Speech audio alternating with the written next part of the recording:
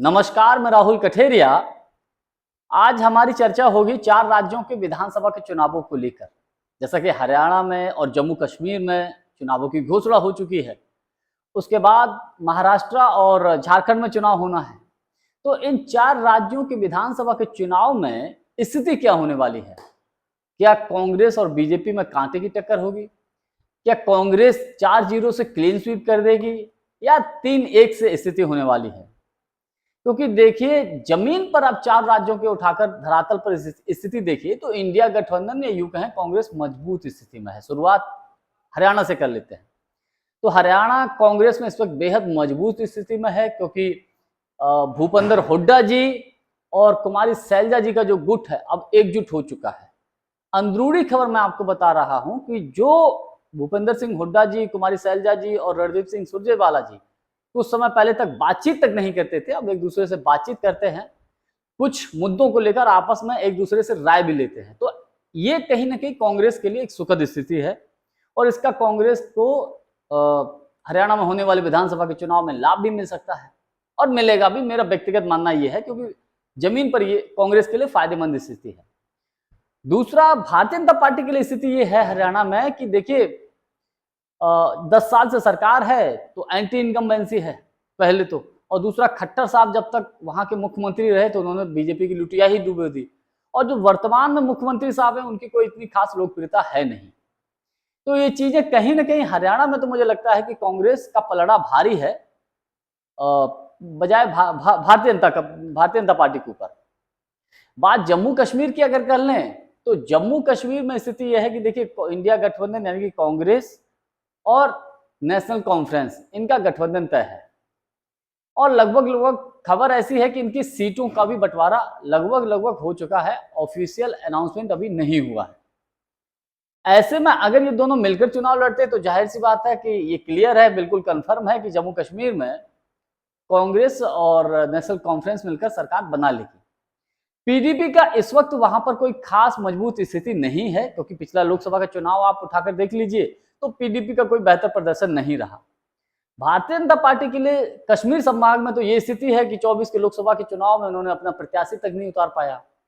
जम्मू में बीजेपी के लिए भले ही कुछ हो सकता है, लेकिन इंडिया गठबंधन जम्मू कश्मीर में भी एक तरीके से पलड़ा भारी है इंडिया गठबंधन के ऊपर, यानी कि भारतीय जनता पार्टी के ऊपर।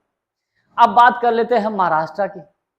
महाराष्ट्र में तो जो माहौल बना हुआ है, वैसे भी मराठी मानुस का मुद्दा खड़ा कर दिया है उद्धव ठाकरे जी ने, और लोकसभा के चुनाव में जिस तरीके से इंडिया गठबंधन की सीटें अधिक आई हैं, इंडिया गठबंधन की कम आई हैं, उससे भी एक परसेप्शन बना है कि इंडिया गठबंधन मजबूत है और वैसे भी मजबूत है।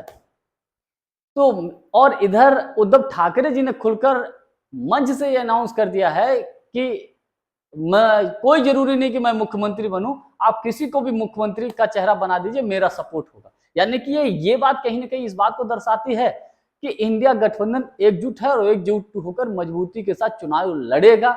और जो महाराष्ट्र में तमाम आप लोकल में जाइए, लोकल में लोगों से बात करिए, और कोई भी आप लोकल के एजेंसियों से जो सर्वे होते हैं, न्यूज चैनल से होते हैं, उनसे आप बात करिए तो इंडिया गठबंधन यानी कि महाविकास आघाड़ी महाराष्ट्र में मजबूत स्थिति में है। मुझे नहीं लगता कि वहां पर भारतीय जनता पार्टी कोई खास टक्कर दे पाएगा इंडिया गठबंधन को। मेरा व्यक्तिगत मानना यह है। तो वहां भी इंडिया गठबंधन मजबूत स्थिति में है। अब बात कर लेते हैं झारखंड की। तो झारखंड के बारे में यह कहा जा रहा है कि हाँ, वहां पर भारतीय जनता पार्टी जेएमएम को टक्कर दे सकती है, यानी कि इंडिया गठबंधन को टक्कर दे सकती है।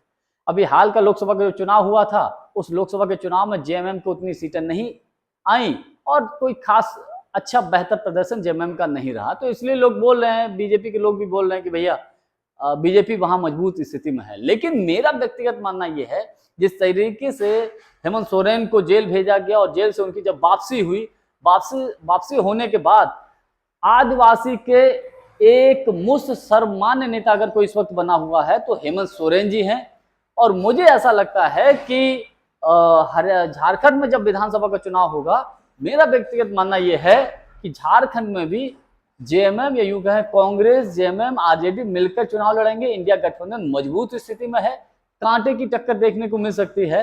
हो सकता है कि वहां पर भी इंडिया गठबंधन अपनी सरकार बना ले।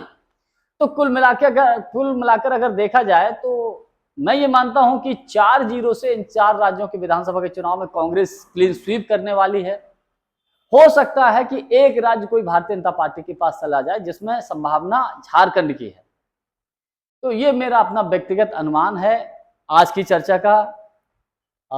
अब आगे क्या होगा ये तो जब चुनाव होंगे, रिजल्ट तब निकलकर सामने आएगा, तब पता चलेगा। लेकिन जानकारी हमारी आपको कैसी लगी कमेंट्स करके हमको जरूर बताइएगा। बहुत बहुत धन्यवाद। नमस्कार।